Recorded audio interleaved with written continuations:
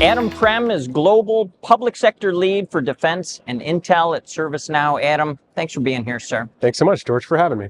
So we were talking before the cameras got rolling about something called a disconnect scenario. What's the threat entailed in a disconnect scenario? Yeah, so there's actually two sort of vectors with disconnected operations. So number one, you can talk about sort of your naval vessels and your major assets that are defense related in situations where they can't connect to the internet.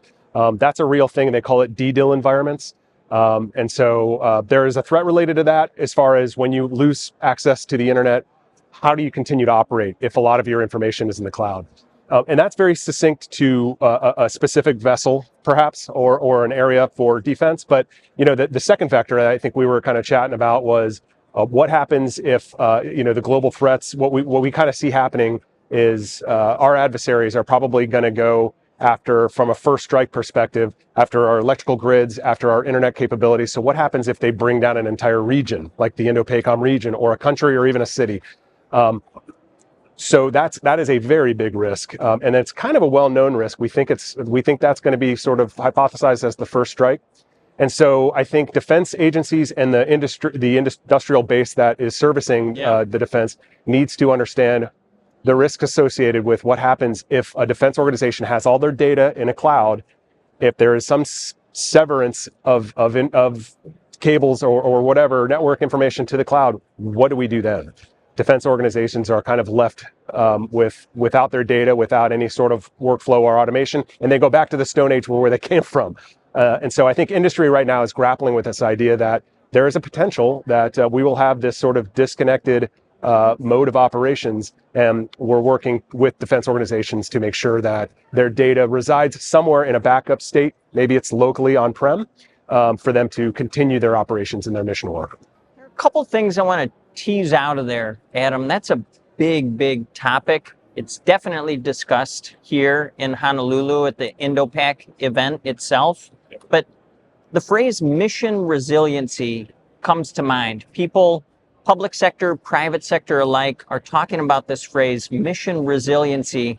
Take that from like buzzword territory for me into something tangible, something mission oriented. Like, what is mission resiliency? Yeah, I mean, if we break it down, mission is our ability to do our jobs.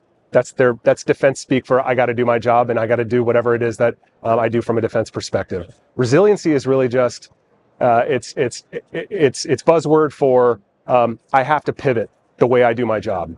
The way the defense organizations right now they're using a lot of cloud capabilities, and so to do their job, their mission, they are enabled by cloud solutions. In order to be resilient, you need a sort of a backup system. We can't let our defensive organizations drop the ball because we didn't give them the means to continue their mission and be resilient in that mission by not providing a sort of a backup situation. And so that's kind of a real life situation would be, I'm about to plan an exercise in the Indo-PACOM region. We've got all of our information, all of our planning, our allied information, we're collaborating somewhere in the cloud. A threat occurs, we lost all that. In a real life situation where we are today, we probably would have to abort that exercise completely, which could really threaten our country's safety. And so being resilient allows us to kind of, okay, the cord was cut, we have no access to the internet, we're redirecting all traffic to all the same data that we had in the cloud, but we have it stored locally so we can continue to do our jobs. I want to stay with that cord cutting scenario, that metaphor there, because agencies, as you know, have been on this journey for years now. Federal civilian, intelligence community, Department of Defense, now Department of War, where they have moved more and more into the cloud. Many of them, in fact, are cloud native at this point. If I fall into that bucket and I'm a public sector organization, what questions should I be asking myself right now to remain mission resilient? Yeah, I think the threat is real. I think defense organizations should be looking at their industries and the vendors that they work with, because I think we may have over-rotated. We didn't think about that at the time. It was kind of this idea, well, we got to get off-prem and make it cloud. And I think we can all acknowledge the value that cloud solutions bring. I don't think anyone misses out on that, but I think we over-rotated in the sense of we can't completely neglect self-hosted work. It may not be our go-to for day-to-day operations. We will still always want to work in the cloud because of the flexibility it gives us. But again, I think we would be remiss if we don't at least look at opportunities and look at that very real threat and think our day-to-day, our number one mode of operation should be cloud, but we got to have something that backs it up, because if what we think might happen comes to fruition, we're going to need that bad. Take that, Adam, and put it through an Indo-Pacific lens for me. We're here in the environment right now.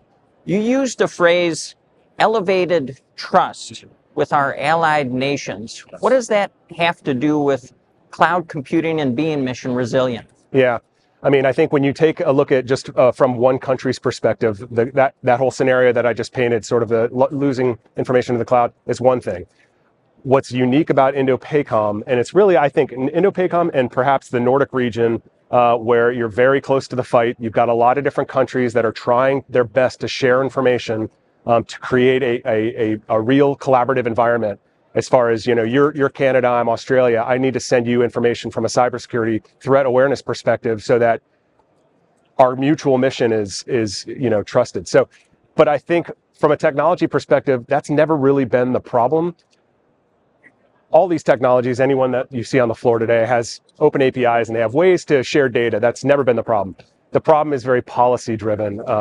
As you would imagine, in a defense situation, people want to keep their data close to their chest. That's a natural reaction, and especially when it comes to defense-related info, where you've got secret, top secret, different classification levels. It's an honest sense of just feeling I don't trust anyone. I have to keep this here.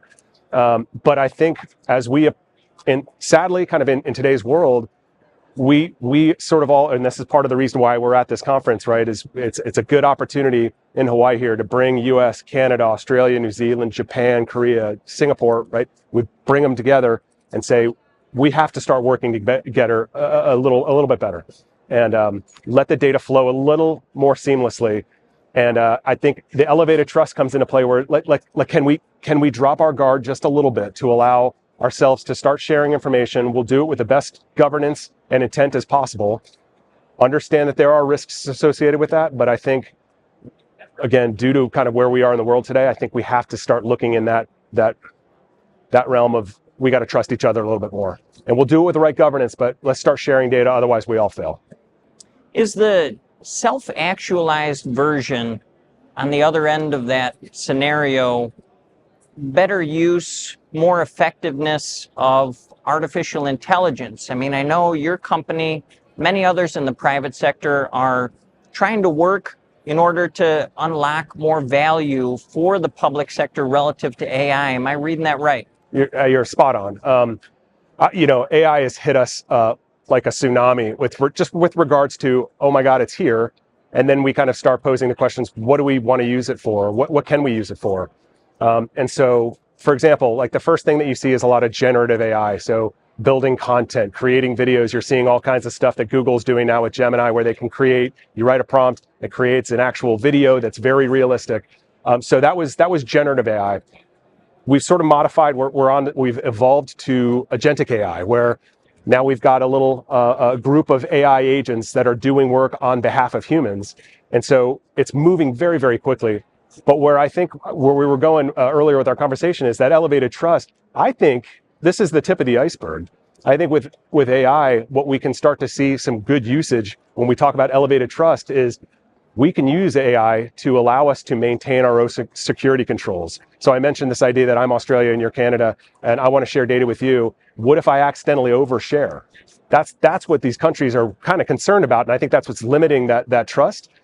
But if you think about AI coming in and stepping in the middle and saying, I'm about to share data with that country, it's good intent, but what you don't realize is there's sensitive material that you're beginning to share, and AI is going to cut it off and say, look, the business rules are in place where you shouldn't do that. So I think there's actually an opportunity where AI can kind of help us govern ourselves with the data that we're sharing. I think it's a huge opportunity. Like I said, with regards to all the AI that's out there and it's coming, I think we're still at the tip of the iceberg, and we're still learning about how to use it effectively. Adam Prem, Global Public Sector Lead, Defense and Intel, ServiceNow, sir. Thanks so much. Thank you so much, George.